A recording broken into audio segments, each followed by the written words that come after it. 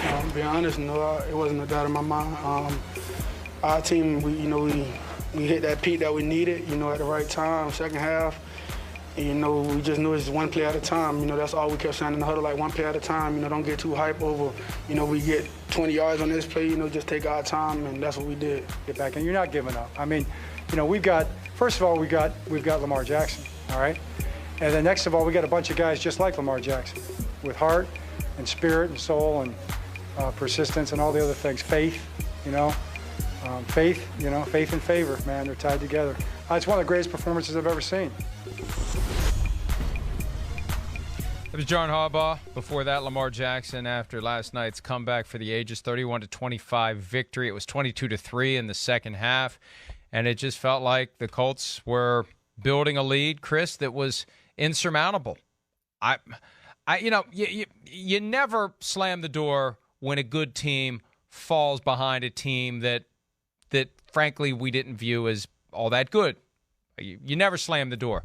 22-3, I was pretty much ready to slam the door. That's what made it all the more impressive that the Ravens found a way to dig themselves out of it. 100%. I mean, does this end it forever now? Does it end forever now?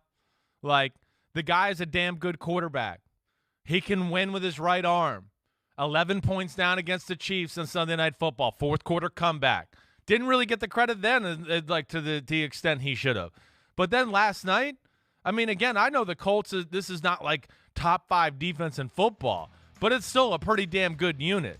And the way he played in the second half I don't even know what he ended up with, over 300 yards in the second half, somewhere along there, those lines. I mean, amazing.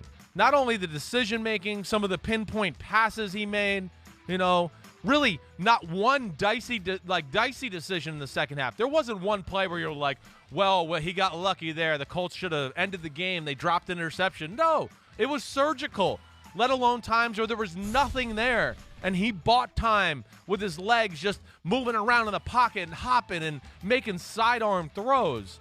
I mean, damn, he's good.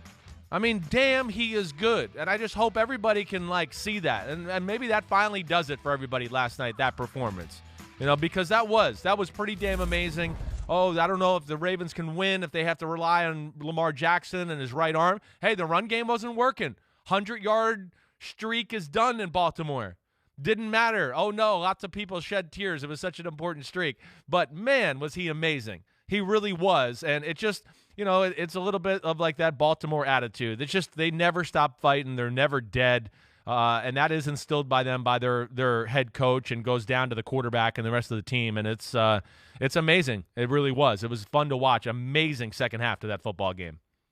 By the way, they came within 14 yards.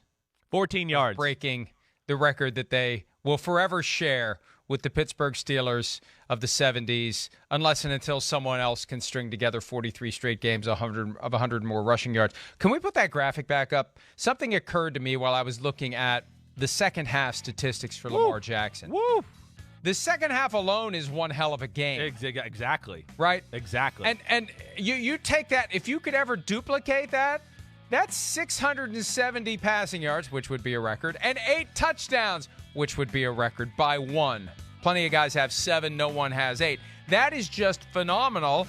And what that does for the Ravens going forward, it breaks through finally that mindset. Exactly. That if you take away the run, you beat the Ravens. Right. Oh, maybe you don't. And now maybe what it's done for the Ravens is it kind of wakes up this passing game. Yeah, let's do more. You've given Hollywood Brown a taste of having 10 targets his way. Mark Andrews getting it done. Maybe we pass and pass and pass.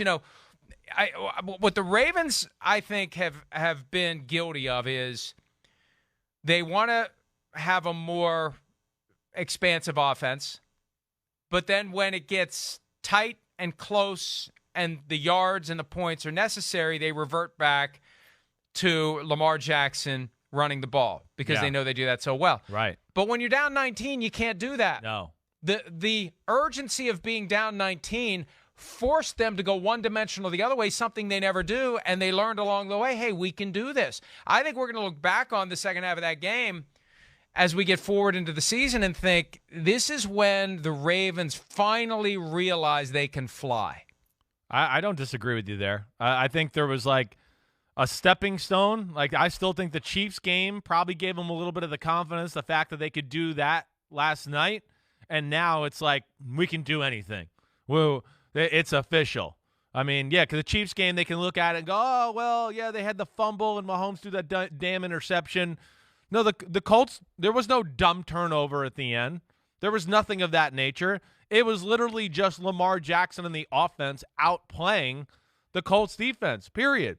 He wears you down physically because he is so hard to contain. Your whole game as a defensive line. Oh, let me stay in this rush lane. Let me stay in this rush lane. Oh, gosh, he still got out. Let me chase him down, and you're doing that. And then mentally, you start to fatigue after that. And that's where, and he doesn't seem to. He's barely ever out of breath. I'm amazed by his conditioning. And then, of course, to be able to run like that, most people, when they're exhausted, start to make mental mistakes in football. That's why you do conditioning. That's why coaches make you run after practice or in the middle of practice at some points. Because let's fight through this second half of practice while we're tired and still stay mentally sharp. And I think that's what's amazing to me too, is just the fact that, yeah, he was doing all that, had some mistakes, the fumble, but man, he just continued to make every right decision of when to run, where to throw the football, the proper pace and trajectory on every football. Unreal performance. Unreal. I mean, it was amazing to watch. It really was. He has become the guy that when you saw him play at Louisville, I remember thinking, if this guy can do this at the NFL, he's going to be unstoppable. And look, he was the MVP in 2019. It's not like he had his coming out party last night, but he did in the sense of as a passer. We can finally put to bed the crap that we heard in 2018 when he was entering the draft. Should be a receiver. Hi, I'm Mike Tirico, and thanks for watching. Make sure to hit subscribe for the latest news and highlights from NBC Sports.